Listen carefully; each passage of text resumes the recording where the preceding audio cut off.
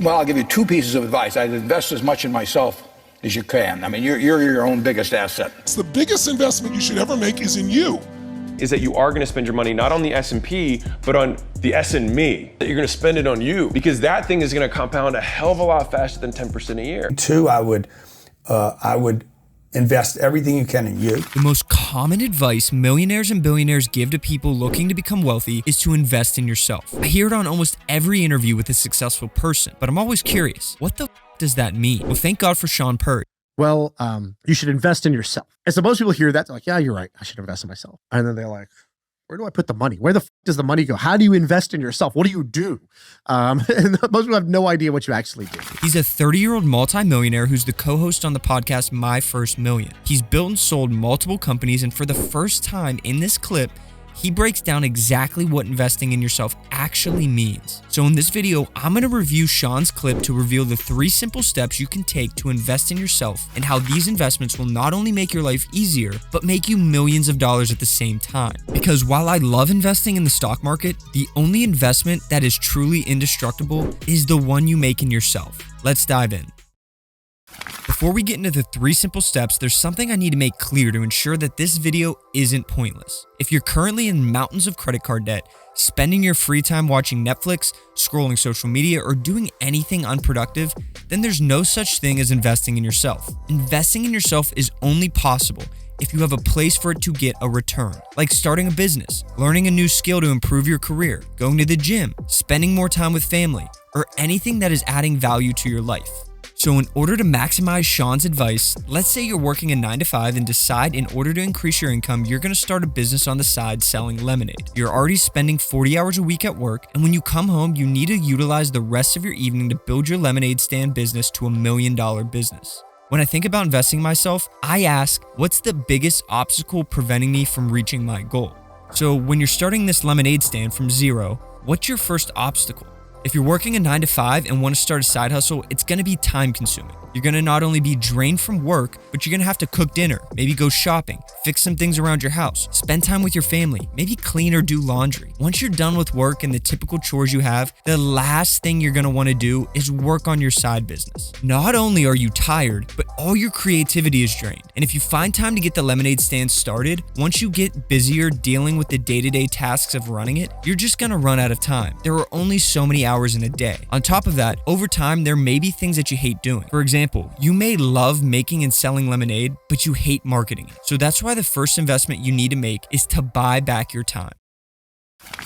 Category 1, buying back your time.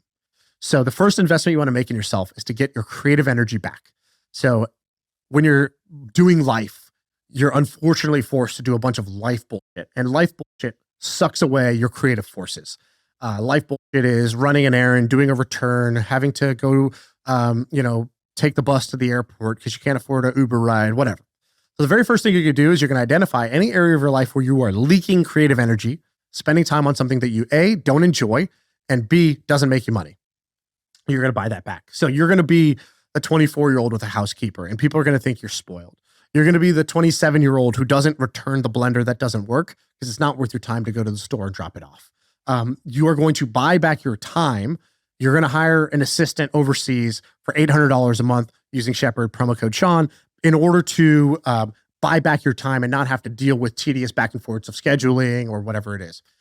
If you're doing a productized service, you're going to hire a designer so that you don't have to do the design work anymore. So you're going to buy back your time. That's category 1. Buying back your time is level 1 because it's going to be the first roadblock you face to increase your income. Everything we do has a price to it. The first thing I did to start investing in myself was paying for meal delivery services. When I broke it down, I could make my own meals for about $6 per meal, and the meal delivery service costs roughly $16 per meal. So overall, I'm paying an extra $20 a day or $600 every month. The question I asked myself was if it was possible to build my business to the point where it's doing more than $600 a month. And even though I haven't done it yet, I think I can over the long term. Not only that, but I hate cooking food. So now I'm replacing the time I would take to make food to create content. This overall made my life easier and more fun because I'm replacing the work I hate for work I enjoy, which is why this is the most fun way to invest in yourself.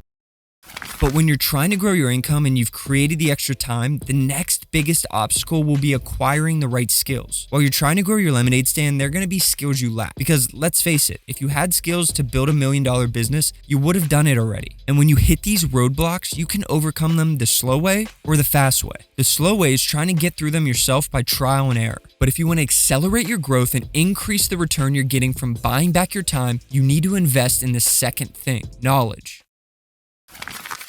Category 2, how do you invest in yourself? You invest in the knowledge, as Tai Lopez likes to say.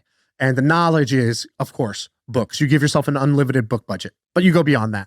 You're going to buy your way into a, any conference or group or members club where you know that people who are where you want to be hang out.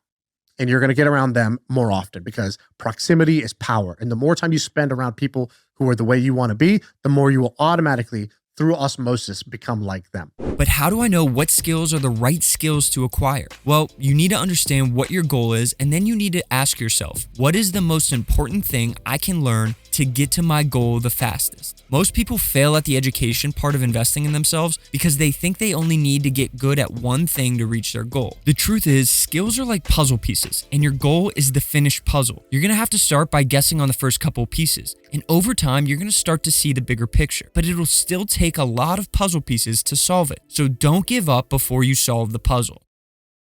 Okay, so now you've freed up your time, and through investing in your education, you've been able to grow your lemonade stand to $100,000 a year in revenue. But because of your full-time job, you can only work so many hours in a week. And you know that if you were able to work on it full-time, you could potentially get it to $1 million a year in revenue in 5 years. However, that means you would have to quit your full-time job, which would be a dramatic pay cut for you in your first couple of years. That's why the third way to invest in yourself can be the scariest, which is leaving money on the table.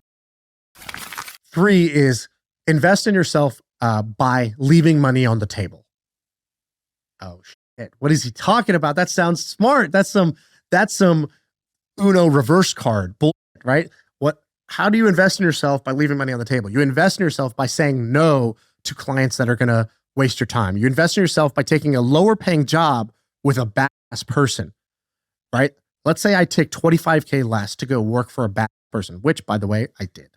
I took a multi-million-dollar pay cut in our acquisition because in one, I was going to get to work with the CEO, and in the other, I was going to be 3 layers below the CEO. And so I just decided I'd rather be around smarter people and optimize for that.